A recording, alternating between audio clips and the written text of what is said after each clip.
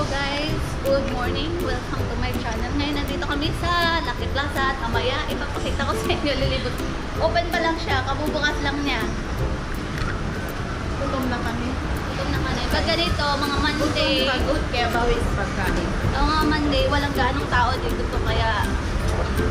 Pero pag Sabado, Linggo, naku, hindi ka makakalakad ng maayos. Sa sobrang daming Pinoy, Pinay, Pilipino dito. Ang bayan to ng mga lahi natin. Yan, kakain kami.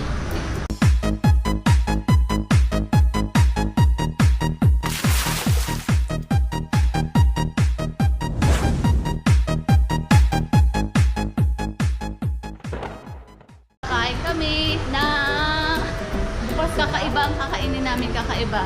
Wala nito sa Pilipinas. Wala talaga, sobrang wala. Andiyan na siya. Jollibee. Tayo.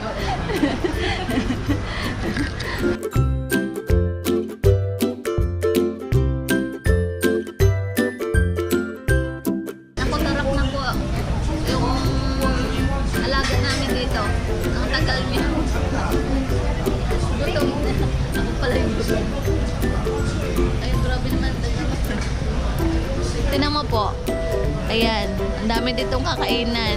Ang problema, itong dalawa, talagang gusto nila dito. Kung Pinoy yun, Pinoy. Pero tapos ka rin ng Jollibee.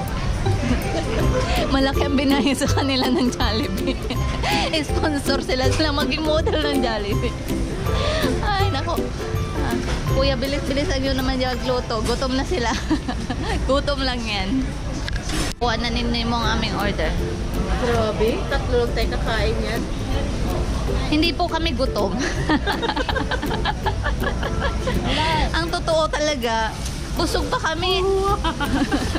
Hindi kami gutom. Ay, kasi maray. Nandiyan nata sa loob. Spaghetti lahat eh. Wanay. Wala pa eh.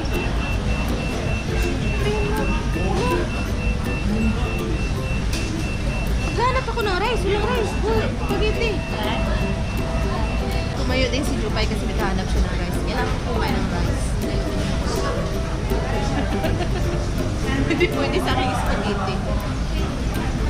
Grabe no? May spaghetti na. May rice pa. Kasi daw po hindi pa naiin yung rice. Kaya iniin muna nila. In. Aga-aga pa hinahanap talaga yung ng Jollibee. Dahil alas 5 pa lang nandito.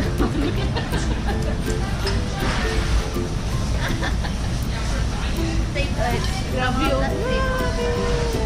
Akin yung chicken breast. I love chicken breast. Wow. Chicken breast. Sa lahat ng parte ng chicken, I love chicken breast. I like spaghetti. Ilagay natin dito para nakikita siya. I love chicken joy.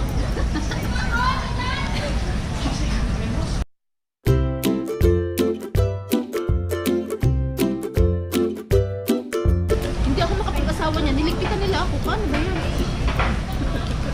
Ang daya nila. Hindi puso. Nung araw lang yan.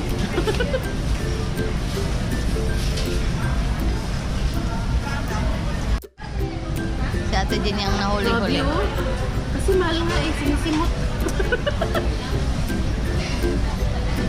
Balak pa niyang inumin yung sauce. Ayan oh. Inumin niya yung sauce niya. No more. Sa totoo lang talaga hindi niya gusto ang Jollibee. McDonald's yung gusto niya.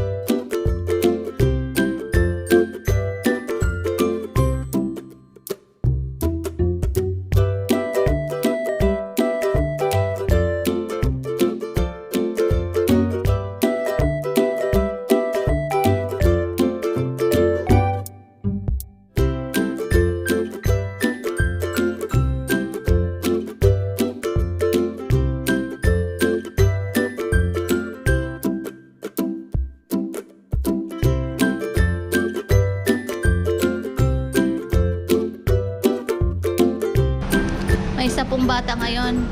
Matapos niyang kumain ng Jollibee, ayan po ang nangyari.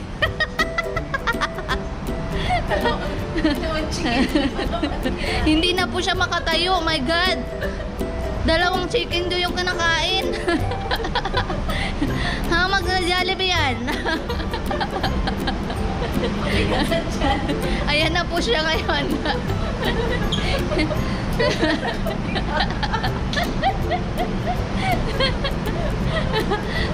Lumipad na po daw po yung pera niya, kaya ganyan. O alam niyo na po, yung mga kamag-anak ko nito na nasa Pinas, alam niyo na po nangyayari.